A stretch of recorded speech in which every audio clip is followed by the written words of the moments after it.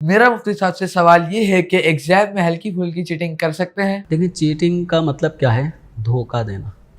तो हदीस मुबारक में फ़रमाया गया, मन गश्शना फलैसा मिन्ना, औ कमा क़ाल अलैहिस्सलातु वस्सलाम, कि जो हमें धोखा दे वो हम में से नहीं है। तो इम्तिहान लेने का मकसद क्या होता है? अगर इम्तिहान ना लिया जाए और आपको कहा जाए ये सवालात हैं, इनके जवाबात लिख के ले आइएगा, तो हर एक आदमी अपनी आराम से घर में किताबों से देखकर जवाब लिख कर आ जाएगा। तो ये कैसे पता चलेगा कि इस तालिब इल्म में इतनी एबिलिटी है, इतनी सलाहियत है, और फिर इसको अगले दर्जे में जाना चाहिए, अगली क्लास में जाना चाहिए, या इसको दोबारा पिछले साल वाली क्लास में ही रह कर मेहनत करके आगे जाना चाहिए।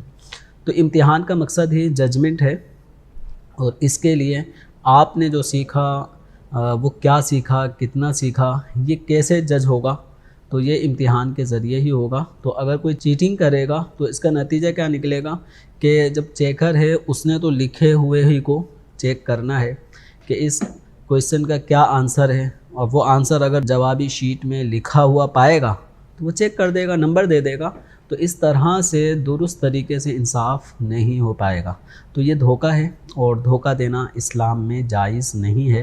हत्ता कि धोखा फ़रेब एक ऐसा अमल है कि किसी गैर मुस्लिम को भी अगर हम किससे कोई मुआहदा, कोई लेन देन माली कर रहे हों, तब भी उसके अंदर उसके साथ भी चीटिंग, उसके साथ भी मिलावट, धोखा दही का अमल उसके साथ भी नहीं कर सकते।